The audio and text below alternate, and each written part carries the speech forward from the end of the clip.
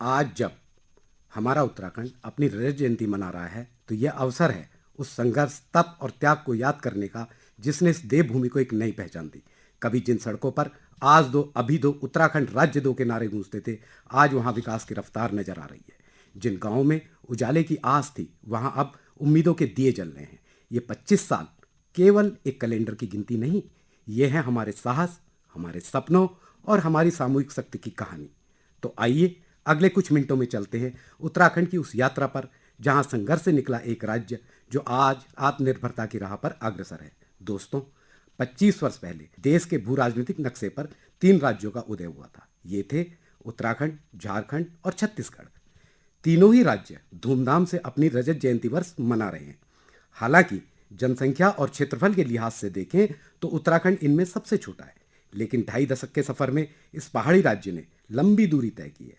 इस नवजात राज्य ने सीमित संसाधनों और दुर्गम भौगोलिक परिस्थितियों के साथ जन्म लिया। आज उसकी यह यात्रा संघर्ष से शुरू होकर स्वाभिमान के शिखर पर है। किसी भी देश अथवा प्रदेश की उन्नति का सबसे बड़ा संकेतक है उसकी आर्थिकी। आइए नजर दौड़ाते हैं कि उत्तराखंड इस पैमाने पर कहां खड़ा है। आपको यह तथ्य भले ही अविश्वसनीय लगे, लेकिन इस पहाड़ी राज्य ने अपनी भौगोलिक व्यवस्था और ढांचागत बाधाओं को पार करते हुए एक बड़ी छलांग लगाई है। वर्ष 2000 में जब राज्य का गठन हुआ तब उत्तराखंड की अर्थव्यवस्था का आकार लगभग 14,050 करोड़ रुपए था। आज 25 वर्षों में यह आंकड़ा बढ़कर 3,33,000 करोड़ तक पहुंच गया है। यह वृद्धि लगभग 25 गुना है, जो राज्य की औद्योगिक नीतियों, पर्यटन और सेवा क्षेत्र के मजबूत होने का प्रमाण है। आम नागरिक की आय में भी अभूतपूर्व इजाफा हुआ है। वर्ष 2000 में प्रदेश में प्रति व्यक्ति आय 15,285 रुपए थी। यह आय 2024-25 में 2,74,000 रुपए होने का अनुमान है, यानी प्रति व्यक्ति आय में 17 से 18 गुना की वृद्धि। राज्य की अर्थव्यवस्था की संरचना भी मजबूत हुई है। जहां सेकेंडरी सेक्टर का योगदान लगभग 46% है, तो इसे विनिर्माण और उद्योग के लिए एक मजबूत आधार देता है। वहीं सर्विस सेक्टर का योगदान 43% से अधिक है, जो रोजगार सृजन में महत्वपूर्ण है, खासकर पर्यटन पर निर्भर पर्वतीय क्षेत्रों में। दोस्तों, विकास की यह रफ्तार केवल आर्थिक आंकड़ों तक सीमित नहीं है, बल्कि यह हमारे बदलते हुए नगरीय स्वरूप में भी स्पष्ट दिखाई देती है। राज्य निर्माण के बाद शहरों की ओर आबादी का रुख तेजी से बढ़ा है। वर्ष 2001 में जहां राज्य की शहरी जनसंख्या लगभग 16% थी, वह आज बढ़कर 36% से ज्यादा हो चुकी है। यह शहरीकरण एक बड़ी चुनौती थी, लेकिन राज्य ने इसे अवसर में बदला।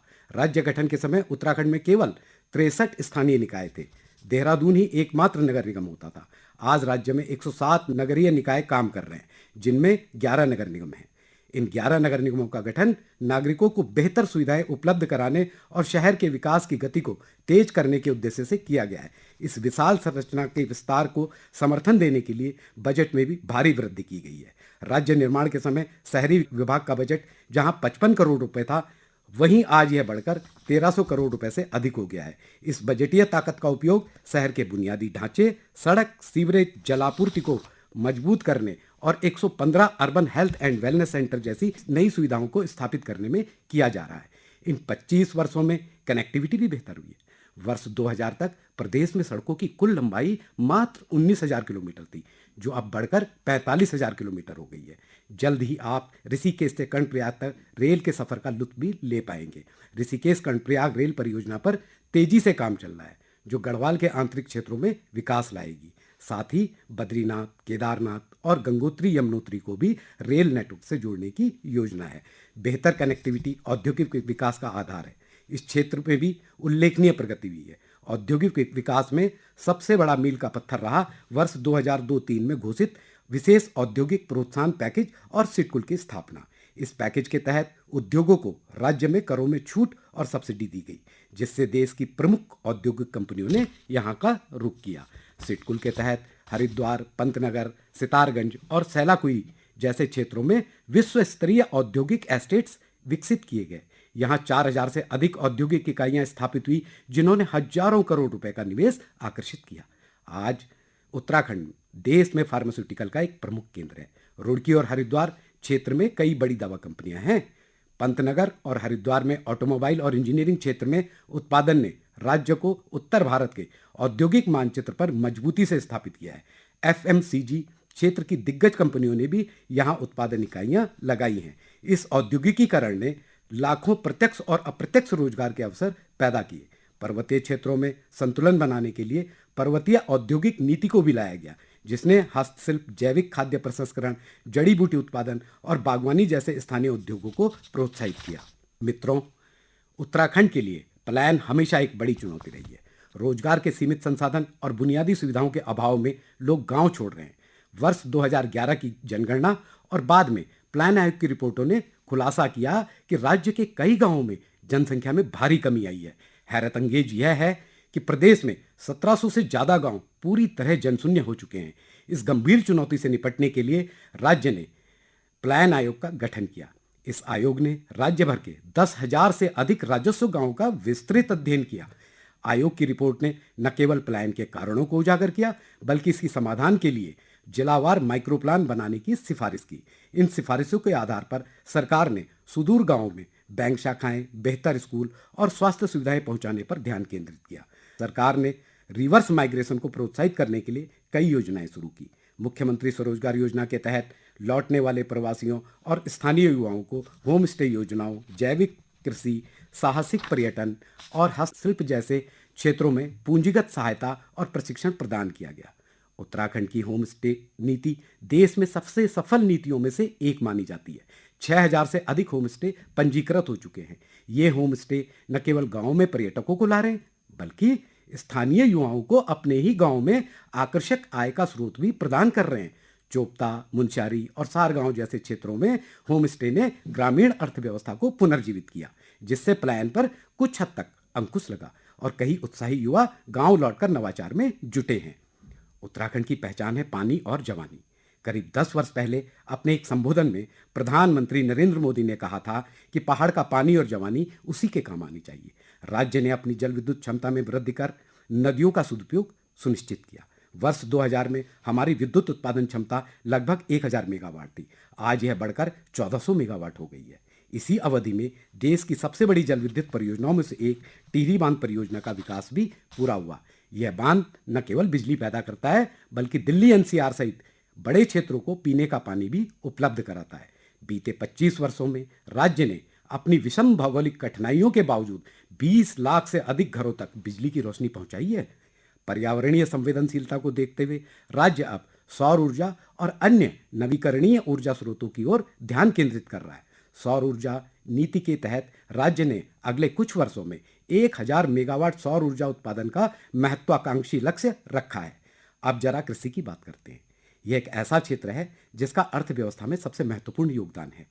उत्तराखंड आज अपने जैविक कृषि और बागवानी उत्पादों के लिए भी जाना जाता है।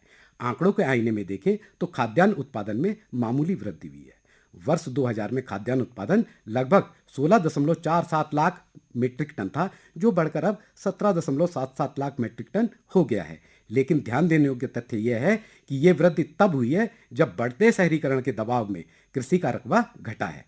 वर्ष 2000 तक प्रदेश में 7.7 लाख हेक्टेयर क्षेत्रफल में खेती होती थी, जो अब घटकर 5.5 लाख हेक्टेयर रह गई है। बावजूद इसके उत्तराखंड देश के अग्रणी ऑर्गेनिक स्टेट में से एक के रूप में मान्यता प्राप्त कर चुका है। मिशन ऑर्गेनिक उत्तराखंड के तहत लाखों किसान जैविक खेती से जुड़े हैं। एक जनपद एक उत्पाद योजना ने प्रत्येक जिले को विशिष्ट पहचान दी है। पिथौरागढ़ का राजमा, उत्तरकाशी के सेब, बागेश्वर का मंडुआ और नैनीताल का खुबानी तेल अब देश के बाजारों में अपनी पहचान बना रहा है। किसानों को उनकी उपज का बेहतर मूल्य दिलाने के लिए कोल्ड स्टोरेज चेन और फूड प्रोसेसिंग यूनिटों पर निवेश किया गया है। अब बात उत्तराखंड को देवभूमि की पहचान देने वाले पर्यटन और तीर्थाटन की, जो राज्य की अर्थव्यवस्था का सबसे बड़ा स्तंभ बन चुका है। पर्यटकों की संख्या में रिकॉर्ड तोड़ वृद्धि हुई है। वर्ष 2018 में लगभग 3.68 करोड़ पर्यटक उत्तराखंड आए थे, लेकिन 2023 में यह आंकड़ा बढ़कर 5.96 करोड़ तक पहुंच गया, जो मात्र 7 वर्षों में 61% से अधिक की वृद्धि है। इस वृद्धि का कारण चारधाम ऑल वेदर रोड भी है, जिसने चारधाम यात्रा को वर्ष भर सुगम और सुरक्षित बनाया है। उत्तराखंड एक एडवेंचर टूरिज्म हब के रूप में भी उभरा है, जहां औली में स्कीइंग, ऋषिकेश में राफ्टिंग और बंजी जंपिंग, पिथौरागढ़ की ट्रेकिंग जैसे गंतव्य राष्ट्रीय मानचित्र पर स्थान पा रहे हैं। केदारनाथ पुनर्निर्माण के बाद बद्रीनाथ धाम मास्टर प्लान के तहत अराइवल प्लाजा, यात्रियों के लिए सिविक एमिनिटी सेंटर, झीलों का सौंदर्यीकरण और अलकनंदा नदी के किनारे रिवर फ्रंट डेवलपमेंट के कार्य चल रहे हैं। पर्यटन को सुगम बनाने के लिए रोपवे क्रांति भी लाई जा रही है। केदारनाथ, हेमकुंड साहिब और यमुनोत्री के लिए प्रमुख रोपवे परियोजनाओं पर काम चल रहा है। केदारनाथ रोपवे से यात्रा का समय घंटों से मिनटों तक सिमट जाएगा, जिससे बुजुर्गों और दिव्यांगों को सुविधा मिलेगी। दोस्तों, खूबसूरत पहाड़ों पर कुदरत कब कुपित हो जाए कहा नहीं जा सकता। ऐसे में आपदा प्रबंधन को बेहतर करना राज्य की सबसे बड़ी मूल जरूरतों में से एक है। 2013 की केदारनाथ त्रासदी से सबक लेते हुए उत्तराखंड ने देश में आपदा प्रबंधन का नया मॉडल स्थापित किया है। राज्य ने एक मजबूत एसडीआरएफ टीम का गठन किया, अर्ली वार्निंग सिस्टम और राडार का जाल बिछाया जा रहा है ताकि आपदाओं की पूर्व सूचना मिल सके। पर्यावरण की चर्चा के बिना यह कहानी अधूरी रह जाएगी। 71% वन भूभाग वाला यह प्रदेश देश के लिए फेफड़ों के समान है। हमारे वन एक विशाल कार्बन सिंक का काम करते हैं, गंगा यमुना जैसी नदियों का उद्गम स्थल भी हैं। राज्य नियोजन विभाग के अध्ययन के अनुसार उत्तराखंड हर साल देश को करीब 3 लाख करोड़ मूल्य की पर्यावरणीय सेवाएं दे रहा है। उत्तराखंड देश का पहला राज्य है जिसने अपने प्राकृतिक संसाधनों को मौद्रिक मूल्य प्रदान करते हुए सकल पर्यावरण उत्पाद की गणना शुरू की है। राज्य सरकार केंद्र से लगातार ग्रीन बोनस की मांग कर रही है ताकि इस बहुमूल्य पर्यावरणीय योगदान के बदले में संरक्षण के लिए पर्याप्त संसाधन जुटा सकें। 2.5 दशक की इस अवधि में हमने बहुत कुछ पाया है, लेकिन इस गौरवशाली यात्रा में अब भी कुछ शिखर ऐसे हैं जिन्हें जीतना बाकी है। पहाड़ों पर जहां विकास की रोशनी पहुंची है, वहीं मानव वन्यजीव संघर्ष आज भी जीवन पर भारी पड़ रहा है। इसके अलावा सबसे जरूरी है शिक्षा की गुणवत्ता को ऊंचाई देना और सुदूरवर्ती क्षेत्रों तक विशेषज्ञ डॉक्टरों वाली बेहतर स्वास्थ्य सेवाएं पहुंचाना। पलायन को थामने के लिए कई योजनाएं बनी हैं, पर उनकी सफलता तभी है जब उनका लाभ बिना किसी अड़चन के सरलता और सुगमता से हर उस व्यक्ति तक पहुंचे जो गांव लौटने का सपना देखता है। ये कसौटियां ही हमारे भविष्य का संकल्प तय करेंगी। मित्रों, अब जब हम रजत जयंती के इस पड़ाव पर खड़े हैं तो हमें आगे के लिए एक नया संकल्प लेना होगा। आने वाले 25 वर्ष स्वच्छ, सक्षम और स्वावलंबी उत्तराखंड के नाम होंगे। हमारा राज्य न केवल प्रकृति का उपहार है, बल्कि हमारे गर्व, हमारी संस्कृति और हमारी जिम्मेदारी का प्रतीक भी है। आइए हम सब मिलकर कहें, मेरा उत्तराखंड मेरा गौरव। धन्यवाद।